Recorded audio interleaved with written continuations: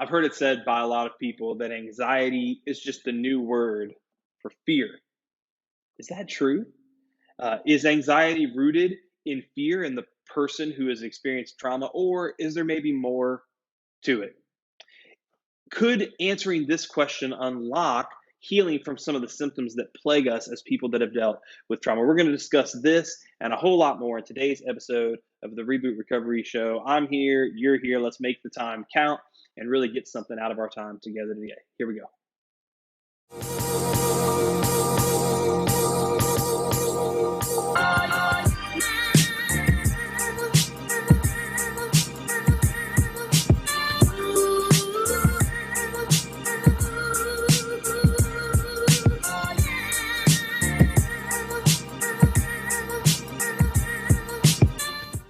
Welcome to the Reboot Recovery Show. I'm Evan Owens, host of this podcast. I'm also the executive director of Reboot Recovery, and I am joined by two of my favorite people in the whole world, as always, Dr. Brooke Keels from Mercy Multiplied, who brings a great perspective both spiritually and clinically to the conversation, and also author Adam Davis. He's a speaker and a writer, written some amazing books, but my favorite personal is that Everything I Learned from Women, I Learned About My Truck, which is his new book coming out on Redneck Press later on this year. It's going to be a bestseller. I'm just kidding. That's not his real books. But he has some great books, Behind the Badge, On Spiritual Combat. He's also writing some new ones right now that you're going to want to check out. So we are very excited to be here. Today's topic, the difference between fear and anxiety. When I go to conferences, a lot of times I hear sermons, I hear topics taught on the subject of fear, especially in the faith-based community. I'll hear sometimes anxiety is the new word for fear. I don't know if you're listening, if you've heard that before, but essentially it sort of makes the assumption, if you will, that anxiety is rooted in fear. And for many people, they would say fear is a sin or fear is a lack of faith, right? So if we're a trauma survivor, if we are sitting in the audience and we start hearing this idea, how does that impact us? How do we hear that? What's the filter by which we hear that? And on one hand, I agree with this idea that in some ways, maybe anxiety is the new word for fear. On the other hand, I'm not so certain. And that's why I want to have this conversation today to really, I'll be learning as you listen right alongside of you from our experts here on the panel today. And I think part of the challenge is that we don't necessarily have clear definitions for these two words. We don't necessarily know what is the difference between fear, anxiety, and I'm going to go ahead and toss one more in there, worry.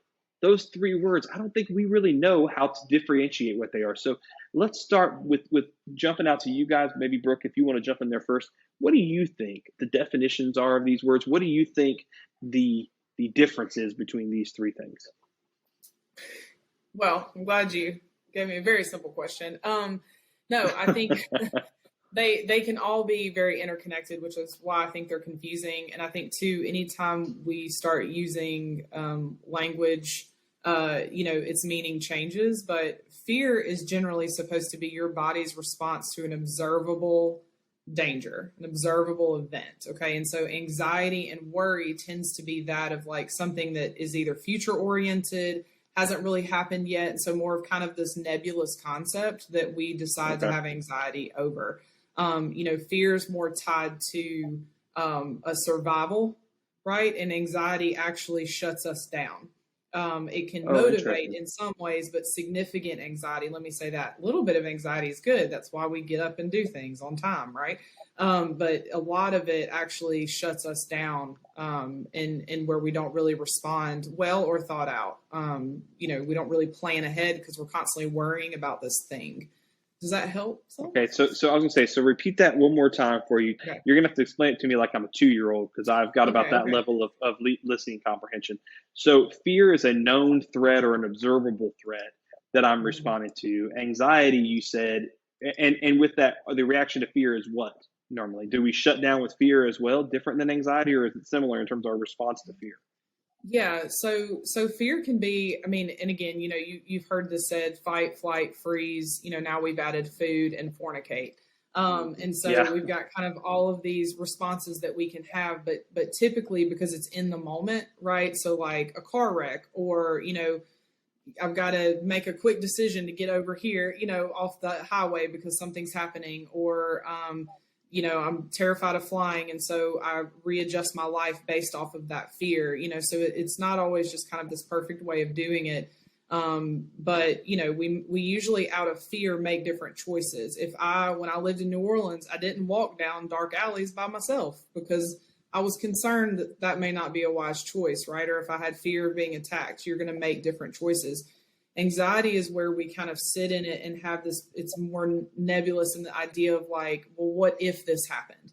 This may, this, or like I might go talk to somebody, about like be vulnerable, but then what if, right? And so we kind of say that's a fear, but it actually generally is more anxious. And so what that does is kind of keep us in, it keeps us more frozen typically than where fear usually elicits an actual response. Does that help? I know. I'm sorry. I'm not trying. It does. Okay. And is worry, and you said worry is about something in the future that hasn't happened yet. Yeah, and anxiety and worry, I'll tell you for me, and you correct me if you have found something different, are typically kind of synonymous. I think probably we say worry more in the church and anxiety more in the clinical world. And now we've all, pick and choose our words. Yeah, I've heard it said that worry is usually more in our thoughts and anxiety is more in our bodies, that we feel anxious, but we think worry. Is something that I've heard sometimes. Not necessarily that's true, but I've heard that, which I thought was kind of interesting. Yeah, I just don't think you can do one without the other. So if I'm worried, like your body will always respond to your thoughts. It's going to, they're very connected. And so if I'm worrying about something, I'm going to feel anxiety. Yeah, but I see what you're saying. No, I barely see what I'm saying. So I'm learning alongside. Adam, would you like to try to sound smarter than Brooke just did? She sounded pretty literally, smart. So would you like there's to top that? absolutely nothing I can add to that. I think she did a really, really good job, and that's why she is Dr. Brooke Hills. That was fantastic. But I have often described anxiety in exactly the words that she used. You could just define anxiety by, anxiety in the definition beside it, a bunch of what ifs. It's raining a bunch of what ifs. What if this doesn't work out? What if it does?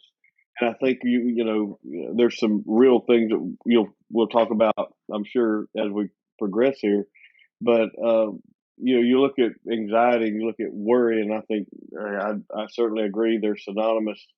But you talk about fear and you pull it apart from that and you look at it for a second. I talk about it, fear from being from the perspective of being law enforcement. You get in a stack and you get ready to, make entry into a house or a business. And you know for a fact that there's somebody in there who is extremely violent, extremely aggressive, and they want to cause you, themselves, or others harm. Is there fear? Is there fear in that moment? Absolutely. And anybody that tells you otherwise are lying. However, they have developed a process through training, through a lot of training, that gives them the confidence to move forward to overcome the fear. That's interesting. Now that's really interesting. The sort of the training. This is not necessarily a question that we talked about discussing, but I'd be interested. Now, can we train our minds how to respond to worry and anxiety, and train our minds how to respond to fear? Or is fear always, or is fear so carnal that its response is uncontrollable? And is there something there? So, Adam, let me go to you first on that. You mentioned they've trained their bodies to respond to fear.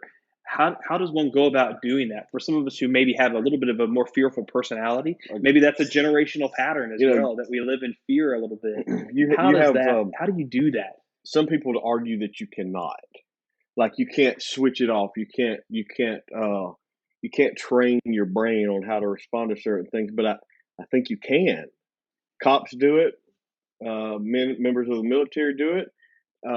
We train ourselves to respond a certain way to a real life or death threat in front of us. Like literally put our life on the line for somebody else in a moment. Put ourselves in a deeper state of danger for somebody else. Right. So what causes us to do that? It's driven, empowered by love. By love. Yeah. By Craziness. love. No, I'm And just so in kidding. the presence of fear, the greatest Love. antidote is love driven.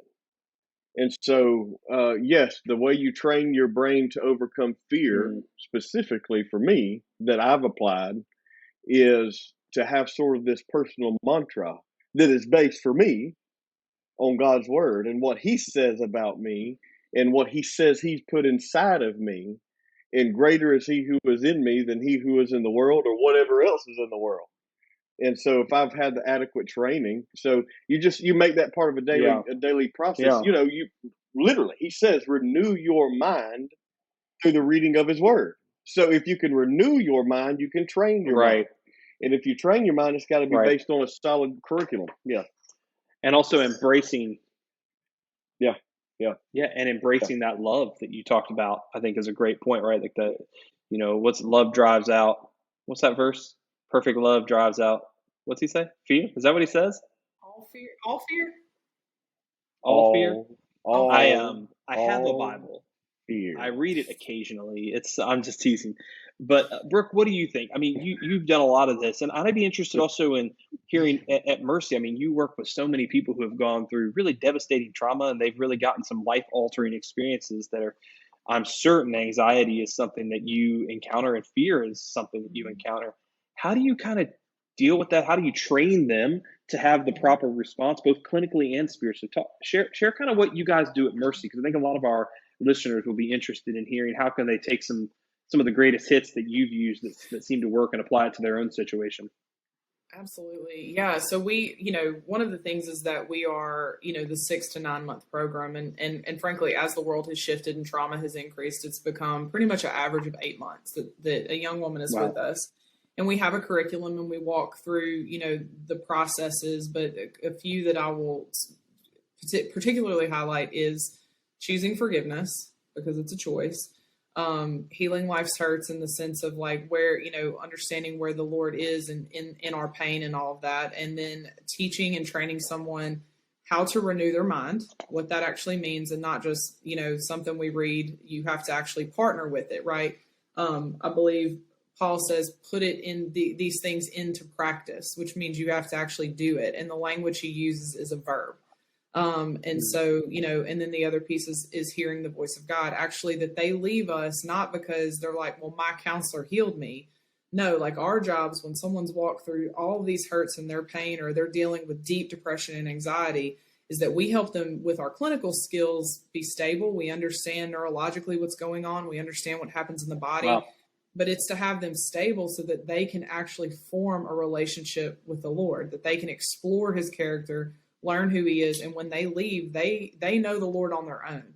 They hear his voice on their own. And it's a voluntary program too. So that's a really important piece. They choose to come to us. So somebody doesn't get to drop you off, right? We have to make that decision to come to the Lord and explore it in that way. And 100%, yes, we have so much science. I love when people are just like, science, but we have so much, all the hashtag science, brain scans and all of these things. This is not just to the church, but how renewing the mind and catching thoughts and shutting them down and replacing them with truth. You can't just stop it.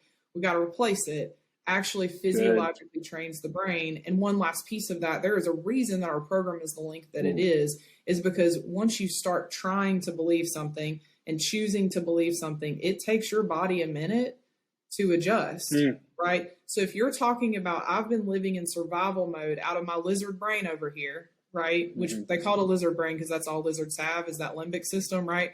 Which, by the way, when your lizard brain's working, your frontal lobe and all the good decision making can't work. They don't work at the same time. Okay. And that's what we're talking about. So we have to train ourselves. But when you're asking somebody who has lived in survival and out of pain and hurt to come and submit, your body is like, that's crazy. I'm not going to submit to anything. Wow. None of that has been safe. And so you have to have the physical space to physically heal. And also just know that it takes time, and it's the effort and the continuous trailblazing of new neural pathways that help reshape how we think and function. And just like Adam was talking about, if you see what these police officers and first responders are just, the highest trained military, there is a plan, right? We review it over and over. We go through these situations. We mark, if this happens, then we do this, right? And not out of fear, but out of intentionality and planning. And it's the same thing, right? When this happens, okay, so what does the Lord say about that? And go and you're teaching those skills to somebody so they can actually shift, how they live. This podcast is part of the Edify Podcast Network. Edify is a faith-inspiring app that brings together thousands of the best Christian podcasts in one place for your listening enjoyment. Cut through the noise and grow your faith by diving into the world's top Christian podcasts today. Download the Edify app for free from the App Store or Google Play, or by going to edify.app. That's EDIFI.app. Man, I think this is good. I'm going to keep asking questions here. I'm sorry. I really want to hear what you think about this, because both of you have mentioned some. I mean, in the police world, you get academies, you get special training, you get, interventions like that. In your program, of course, you're there 6 to 9 months. But let's say I'm sitting at home. I got 2 kids in the other room right now, and I'm listening to this podcast, and I'm thinking, I got a full-time job and I got kids. I can't go somewhere for 6 to 9 months. And my company, I'm not a first responder. It doesn't give me a training to go through to learn how to have this healthy response to fear and or anxiety.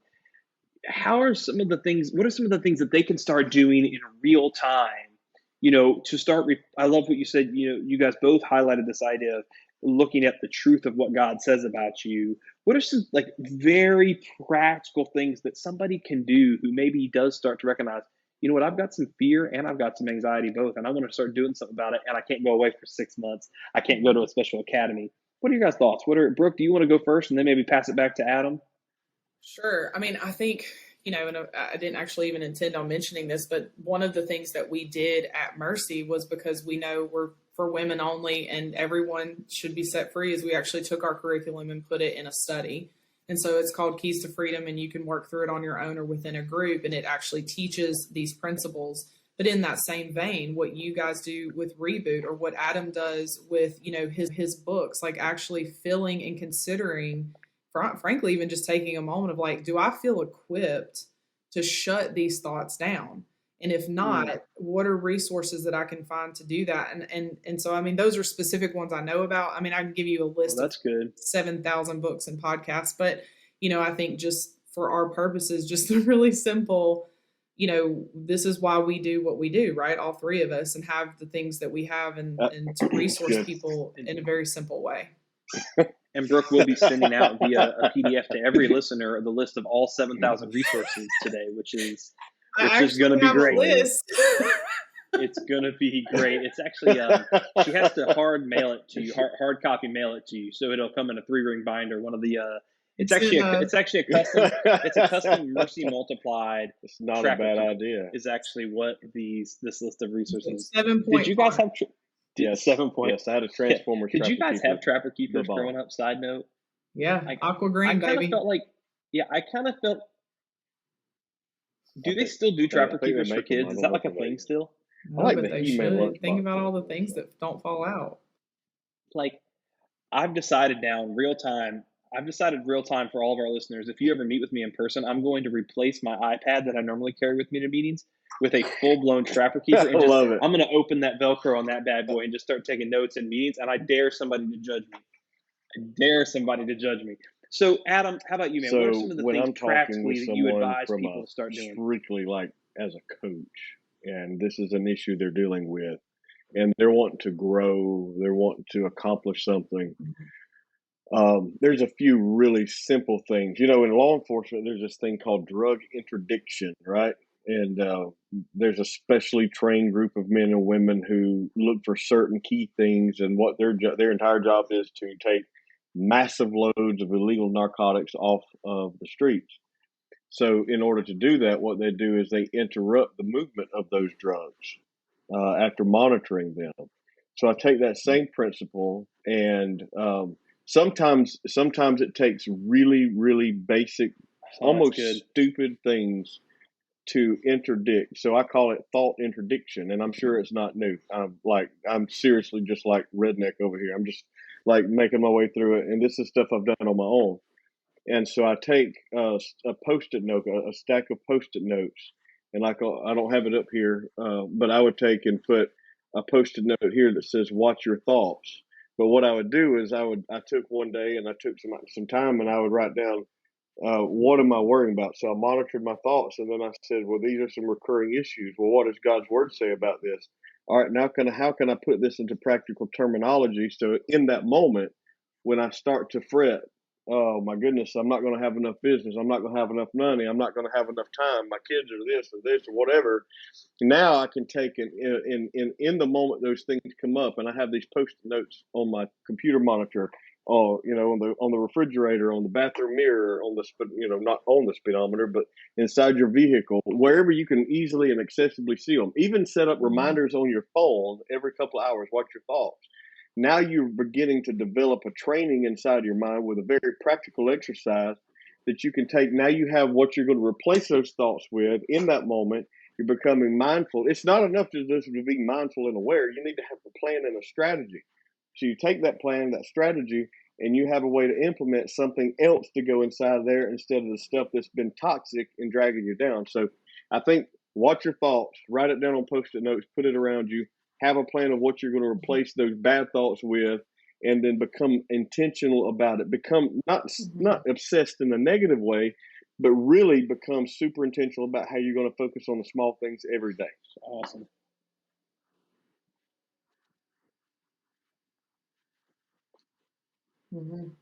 It's really good. Actually, I'll let you mention that, and I was just thinking about one of probably the best tools that we use at Mercy, and it's funny because every single one of our staff do it, and I love that I didn't even think about this when you were like, "What's a practical thing you could do?"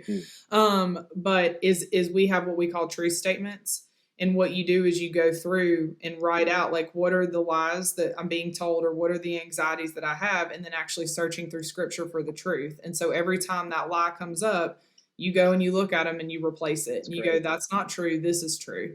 And, just in that same way. And so we all have like our truth statements, our truth cards, in our bags or in wherever. And that's really the first step that we use in teaching the young women that come to our program how to renew their mind, right? Because if you just sit around and go, that's not true.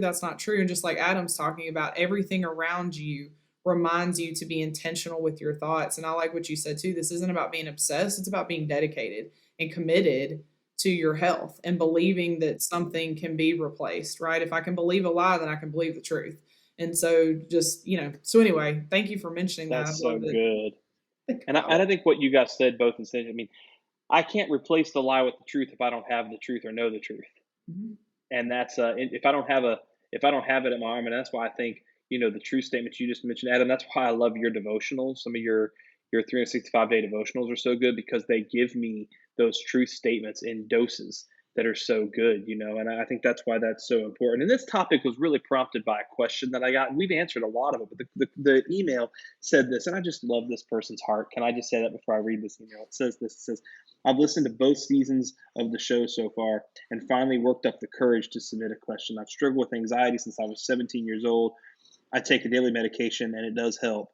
During a recent small group, we were talking about worry, and everyone in the group began describing how they've overcome worry.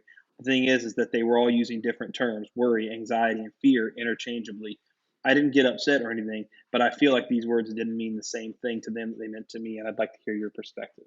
And I think that's the interesting part. And one of the things, now I want to ask you, Brooke, anxiety, is it a clinical term in origin? Is the idea of anxiety? I know that because in the Bible, we don't see that word really, right? We see cast all your cares. We see the word fear. We see worry, but we don't see anxiety to my knowledge in Scripture. Maybe it's there and I have I've only read the full Bible 73 times. I'm kidding. I have not. I'm just messing with you.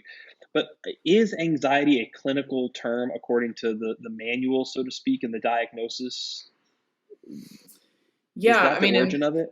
Yeah, I have not researched the etymology of anxiety. I will tell you that. However, I can tell you from all of my, from my knowledge, it really starts with that place of, in psychology when we started studying the mind, right, and understanding the mind and the brain of how stress affects it, right. We started putting all these rats in a cage and started giving them different stressors and doing different things. And Dr. Kurt Thompson talks about this. They had all these rats and they put them in like Rat Disney World.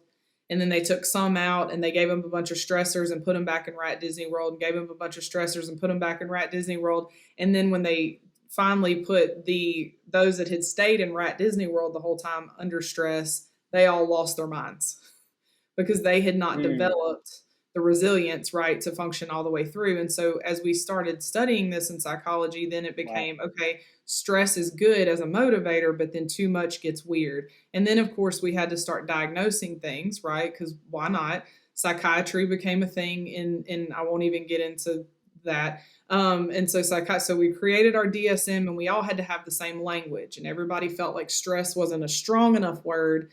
We had to make it diagnosable as anxiety, and it could be anxiety these 75 different ways. And so I think that what I think is important that you're pointing out is that it's important for us, and what the listener is saying too is like, what is it to you?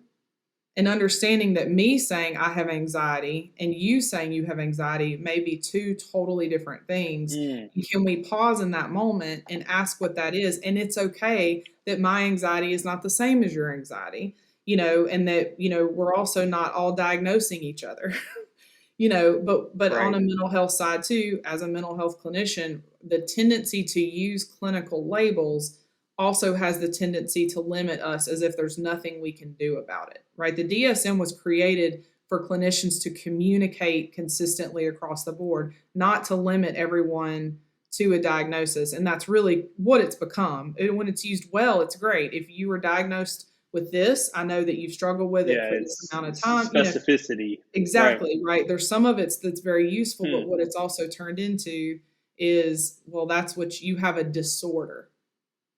And right. I think that's the point that I'm thinking about too, is fear and worry. I'm just going to tell you from my perspective. Okay, this is for the listener. I'll be interested in what they think. From my perspective, fear and worry, doubt, things like that, those are part of the normal human condition. Like, I'm going to experience those things. I started experiencing when I'm little bitty, fear, worry, and doubt. But to me, anxiety is that there's something wrong with me. Anxiety, this is the way that I hear it. I know that what you've said is some anxiety is good, but I think I hear anxiety as this is something I shouldn't be dealing with. I shouldn't have anxiety. Therefore, if I am experiencing it, that there's something wrong with me. I'm either lacking faith or I need medical treatment or both. And so what I worry about, I can't count one person under the age of 25 that I've met that wouldn't either be diagnosed or self-diagnosed with some form of generalized or other anxiety. And I find that interesting. I find it fascinating because I feel like this is a fairly recent development. When I was a kid growing up, we didn't go around telling each other that we had anxiety, and now we do. And I find that to be interesting because I'm wondering what it does to our psychological state, actually, to your point earlier, when we start using clinical words to describe things that previously were part of normal life. And now we start viewing them as things that we shouldn't have to do, that as an American, as a whatever, I shouldn't be dealing with this, AKA give me a medication, give me a diagnosis to take this away. I worry a little bit about that, which is ironic that I worry about anxiety.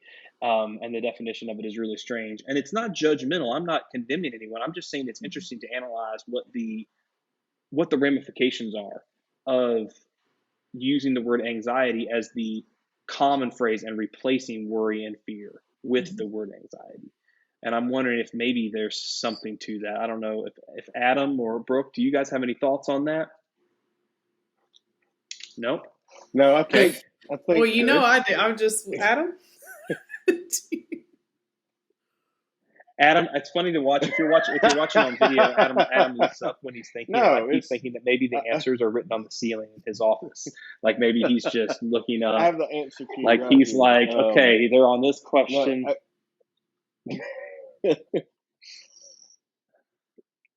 Yeah, his wife's up there holding giant cue cards and pointing to the next slide. Go to doctors and get diagnoses and medications and all this other stuff. But at the end of the day, you know what you feel, and I think it's important to understand why you feel that way.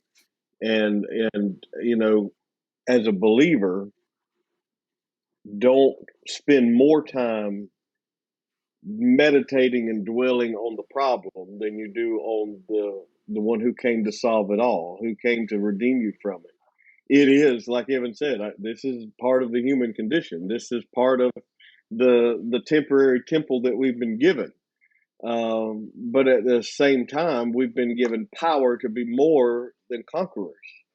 And if we're going to remain unconquered, we have to understand why we feel what we feel, and not necessarily be so focused, unless it's your job as a professional therapist, a counselor, but as your everyday man and woman like us. I mean, listen. I want to know, why do I feel this way? Stop for just a second, and enjoy where you're at, learn from it, grow from it, and don't give it more glory than you give to the one who gave you life.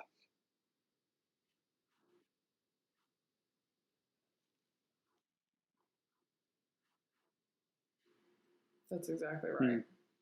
Wow, that's good. Brooke, any other thoughts on that? We're going to be closing here, so you can have the final thought if you'd like it.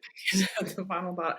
Okay, I'll give a quick example, which I think shows what Adam was just talking about. I had a client who let me know that he has self-diagnosed as seasonal affective disorder, and I was like, "Oh, okay." So let's talk more about that. And she's like, "Is that when you put too much seasoning on your fries? Right. Is that seasoning affected?" Yeah, and so for those that don't know, that means when the winter is here, winter is coming, you get real sad, and then when the sun is out, we're fine. And so we started really digging into that, and I was like, "Well, tell me what's going on." He's like, "Man, I just get so down and like all this anxiety, and I can't think, and like so we're just digging in." I'm like, "Okay." And then I said, has anything ever happened in the wintertime that was just kind of the worst? And he was like, "Oh yeah, my dad almost died when I was 9 in the winter, and we spent all of December, right, doing all this." I mean, it was just like this whole thing, and all of a sudden he was like, "Oh," and I was like, "Yes." And right, but he was 9. He didn't know. I mean, you don't know. Well, yeah, you're 9 years things, old. Yeah, he of was course. like, and he spent most winters overseas because they're missionaries. But this was the first winter back in the United States, which is where they had to spend.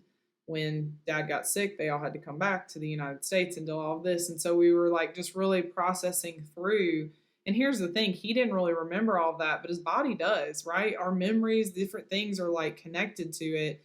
And so, but if you think about it, if I had not asked those questions, we would start exploring something that was like, there's something in you that's wrong versus let's make this make sense. Wow. And there are times, okay, we've got, physiological things that can happen. You've got different, triggers. I mean, there's all kinds of things. And I just mean, you can have different things going on medically that can cause those problems. But I would say 85% of the time, it's not that. And so exactly to Adam's point, let's stop. If I feel anxiety, what is this? Or if I am worrying, or if I'm participating with fear, where is this coming from? And then, Lord, what do you want me to do with it? What am I actually supposed to do with this information?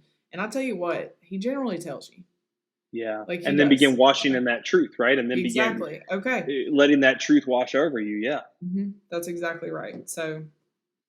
Wow, that is good. And I think it's also good to like that introspective thought about like, okay, what am I feeling? Why am I feeling this way? Is it true? Is it not true? And then what's the truth if it's not? I think that I don't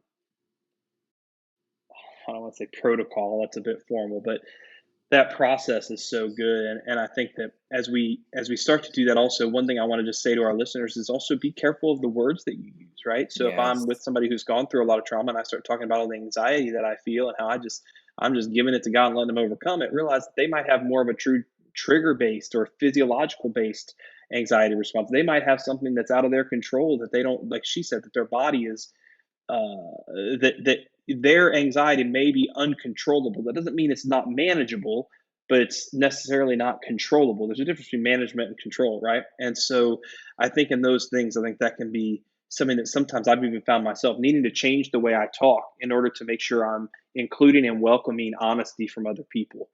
And that's really important. So that's something that all of us can do. Okay. That's something that we can all do. And again, check out these books, check out these programs, guys. Start taking in that truth, whether it's going to Mercy, whether it's going to Reboot, whether it's going and buying one of Adam's devotionals. I mean, guys, this is good stuff. It's stuff that I do for myself. My wife and I, we write Bible verses on our mirror in our bathroom, that we read over ourselves. She has like these little temporary tattoos that have scripture on them that we put on our hands sometimes to read. I mean, you guys can make fun of this stuff, but it helps. It does help. So we love you. Thank you so much for listening. This topic, we realized we went a little bit long today, but I really do hope this has been encouraging to you. And if you're dealing with anxiety, fear, or worry, or anything like that, obviously we're here to help, but hopefully you can also find peace in the Prince of Peace, right? And so, again, I'm Evan Owens with the Reboot Recovery Show, where we're overcoming trauma and embracing a brighter future.